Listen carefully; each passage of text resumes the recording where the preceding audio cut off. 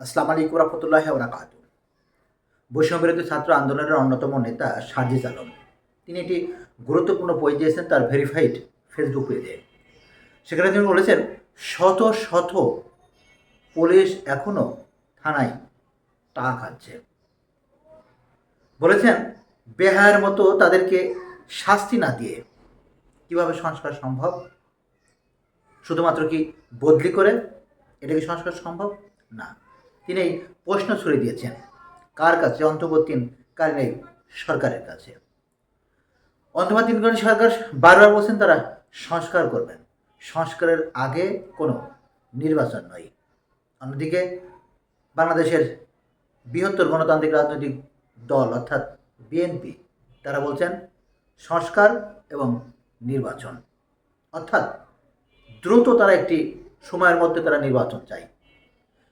দেখুন, এই কথাটা কিন্তু বাংলাদেশ জাতীয়তাবাদী দল বিএনপি তারা সেই শুরু থেকেই বলে আসছে। আর অন্যান্য রাজনৈতিক দলগুলো তারা তাদের ভিন্ন ভিন্ন মত দিচ্ছেন।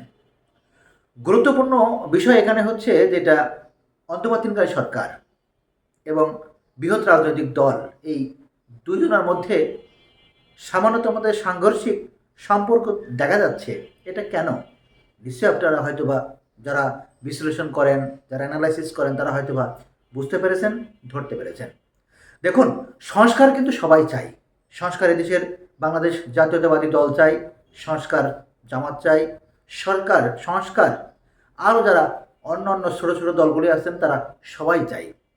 সরকার চাই আমি, সরকার চাই আপনিও। তাহলে দ্বিধা কোথায়? পার্থক্য কোথায়? সমস্যা কোথায়?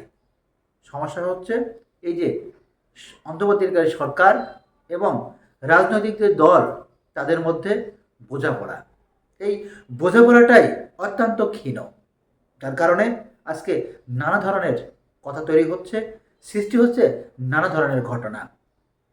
আর এই কারণেই ফ্যাসিস্ট পতিত সরকারের ব্যক্তিরা তারা জায়গা তৈরি করে নিয়েই তারা নানা ধরনের ঘটনা ঘটাচ্ছেন। দেখুন, এই যে অন্তর্বর্তীকালীন সরকারের যেই সরকার রয়েছে সেই সরকারের কাছে বারবার আমরা সংস্কারের কথা বলছি। রাজনৈতিক দলগুলি তারা বারবার সংস্কারের কথা বলছে।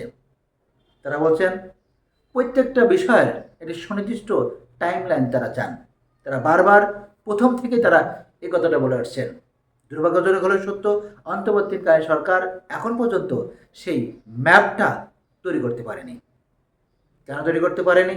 এর পেছনে কারণটা কি? হয়তোবা নানা ধরনের আমরা গল্প তৈরি করতে পারবো কিংবা প্রশ্ন বুঝতে পারবো। বাস্তবতা কি কতটুকুই বা জানে, কিংবা সত্যিই কি তারাও নানা ধরনের পায়তারা করছে এই নির্বাচনকে আরও দূরে নেওয়ার জন্য? এই প্রশ্ন কিন্তু এখন সবার মনে। তাহলে সমাধানটা কি? কীভাবেই বা আমরা এগোতে পারি?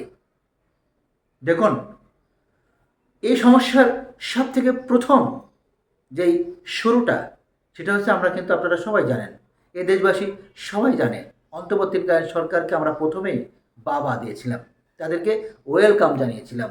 বাংলাদেশের সমস্ত রাজনৈতিক দলগুলি তাদেরকে ওয়েলকাম জানিয়েছিল। কিন্তু যত দিন গড়াতে থাকে তত এটার সমস্যাটা ঘনীভূত হতে থাকে। কেন? কারণ কি? কারণ হচ্ছে যারা এই বিপ্লবের সাথে সংশ্লিষ্ট নন, যারা এই বিপ্লবকে সময় পেলে নস্যাৎ করে দিতেন, সেই ব্যক্তিরাই হঠাৎ করে উড়ে এসে ধরে বসেছেন এই অন্তর্বর্তীকালীন সরকারের এই ক্যাবিনেটে। যাদের বিরুদ্ধে দেশের বিপ্লবী ছাত্র জনতা থেকে শুরু করে বাংলাদেশের আপামার প্রায় ম্যাক্সিমাম জনসাধারণ যখন তাদের বিরুদ্ধে নানা ধরনের লেখালেখি করছেন, রাস্তায় নেমেছিলেন, ঠিক তখনও কিন্তু তাদের কোনো পরিবর্তন হয়নি, টনক নড়েনি এই অন্তর্বর্তীকালীন সরকারের। অর্থাৎ যারা বিপ্লবী সরকার, যারা বিপ্লবী, যারা জনগণ, যারা বিপ্লবী জনতা, যারা এতদিন এই ফ্যাসিস্ট সরকারের বিরুদ্ধে লড়াই করেছেন, তারা যখন দেখছেন অন্তর্বর্তীকালীন সরকারের মধ্যকার এই নানা অসংস্কার, যেটা আমাদের সমস্যাগুলো আরও বেশি ঘনীভূত করছে, সেই জায়গা থেকেই কিন্তু আজকে বাংলাদেশের এই রাজনৈতিক দলগুলোর মধ্যে, অন্তর্বর্তীকালীন সরকারের মধ্যে পারস্পরিক নানা দ্বন্দ্ব। আর হ্যাঁ, এই দ্বন্দ্বটা কিন্তু অন্তর্বর্তীকালীন সরকারই তারাই কিন্তু নিরসন করতে পারেন, কিন্তু করছেন না। কেন করছেন না? হয়তোবা তার অনেক কারণ রয়েছে।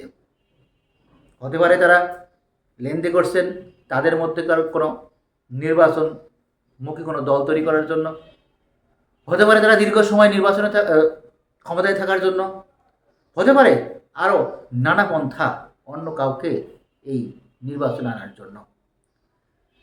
এটাও তো হতে পারে, যেটা আমরা দেখছি এখন পর্যন্ত যে সংস্কারগুলি করার কথা সেই সংস্কারের কিছুই হয়নি, বরং ফ্যাসিস্ট সরকার যারা এদেশের 2000-এর অধিক ছাত্রকে গুলি করে হত্যা করেছে সেই সমস্ত ব্যক্তিরা এখন পর্যন্ত নানা জায়গায় চোখের সামনে দৌড়ঝাঁপ করছে। কত বড় বড় নেতাকর্মী তারা এই বাংলাদেশের মধ্যেই ঘাপটি মরেছিল, আমরা তাদেরকে ধরতে পারিনি। আমাদের স্বরাষ্ট্র উপদেষ্টা থেকে শুরু করে দায়িত্বশীল ব্যক্তিরা তারা নানা ধরনের কথা বলছেন, এমনও তো বলছেন যে আমাদেরকে দেখিয়ে দিলে হয়তো আমরা দেখলে সেটা ধরতাম। কি এক আহ্লাদের কথা না? সাংবাদিকরা আমরা তাদেরকে দেখিয়ে দিলে বা সন্ধান দিলে তারপর তারা ধরবে, তাহলে তাদের কাজটা কি? প্রশাসনের কাজ কি? ডিজেবের কাজ কি? গোয়েন্দা বিভাগের কাজ কি? আরও যে নানা বিভাগ রয়েছে তাদেরই বা কাজ কি? যাই হোক, অনেক কথাই তো বললাম, তবে একদিকে সংস্কার, একদিকে আপনার নির্বাচন, কোনটা আগে সেই সময়টা খুঁজতে হলে কিংবা সেই প্রশ্নের উত্তর জানতে হলে আমাদেরকে আরও কিছু সময় অপেক্ষা করতে হবে।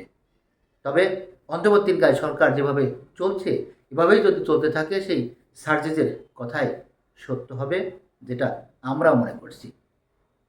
এ কারণে অন্তর্বর্তীকালীন সরকারের কাছে অনুরোধ করব, আবারও হুসুট খাওয়ার আগে আপনাদের যেন সুদয় বুদ্ধির উদয় হয়, তা না হলে হয়তো সেদিনও রাজনৈতিক দলগুলো আর এগিয়ে যাবে না। সবাই ভালো থাকবেন। আসসালামু আলাইকুম রহমতুল্লাহি আবরাকাতু।